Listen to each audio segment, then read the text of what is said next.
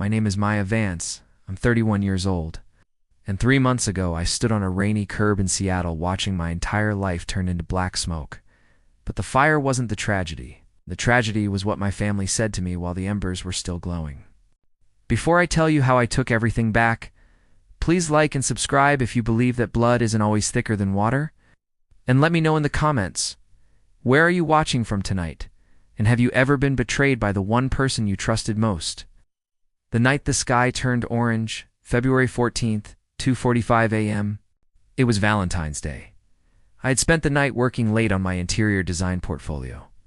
I woke up to a sound like dry autumn leaves crunching, but it was coming from inside my walls. Then came the smell, sweet, metallic, and deadly. I didn't have time to grab my shoes, grab my phone, my dog, Cooper, and threw myself out the second-story window onto the balcony, then down the fire escape. By the time the fire trucks arrived, the heat was so intense it melted the siding on the building next door. Everything was gone.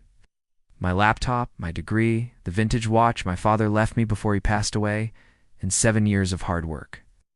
I was standing there in a tattered bathrobe, shivering in the 40-degree Seattle rain. 5 words I'll never forget. I called my older brother, Leo. He had inherited my father's construction firm and lived in a mansion just 20 minutes away. I was sobbing so hard I could barely breathe. Leo, the house is gone. Everything is gone. At the corner of 5th and Main. Please, I have nowhere to go. There was a long silence. I heard his wife, Sarah, whispering in the background. Then Leo's voice came through, cold as a mountain grave. Not our problem. Stay safe. The line went dead. No, are you okay? No, come over. Just silence. The insurance trap. A week later, I was staying in a cramped motel provided by the Red Cross when I got a call from my insurance agent, Mr. Henderson. Ms. Vance, I'm calling about the payout. Since you updated your policy 4 months ago to include a primary beneficiary, we need your brother's signature to release the funds. My heart stopped. What are you talking about? I'm the only person on that policy. No, ma'am, Henderson replied, sounding confused. On October 12th, a notarized amendment was filed. Leo Vance was added as the 100% beneficiary in the event of total loss. The payout is $450,000. I felt like I had been hit by a freight train. I never signed that. Leo had visited me in October to help me with my taxes. He must have slipped that paper into the stack. The investigator's simple question the next day. A fire marshal named Miller met me at the ruins of my home. He was poking through the charred remains of my kitchen.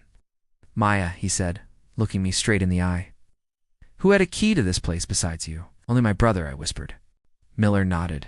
We found traces of an accelerant to industrial-grade paint thinner, the kind used in high-end construction.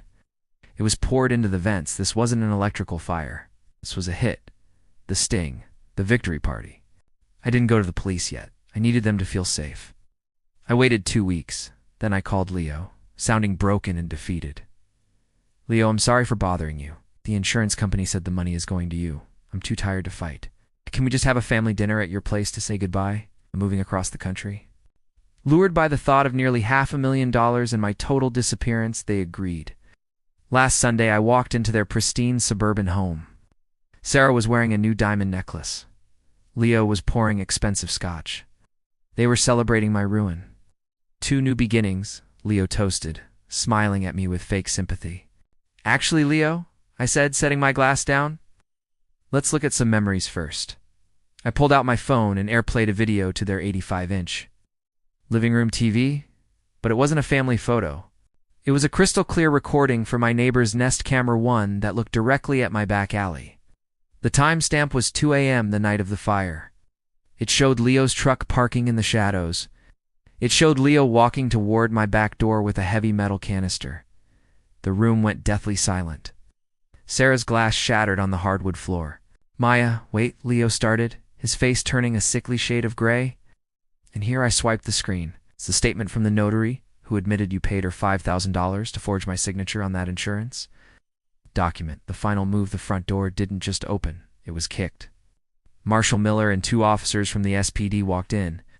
Leo Vance, you're under arrest for first-degree arson, insurance fraud, and attempted reckless endangerment. As they led him out in handcuffs, he looked at me, begging. Maya, we're family. I leaned in and whispered those same 5 words back to him. Not my problem. Stay safe. I got the insurance payout, and I'm rebuilding. But this time, I'm building a life where family is earned, not inherited.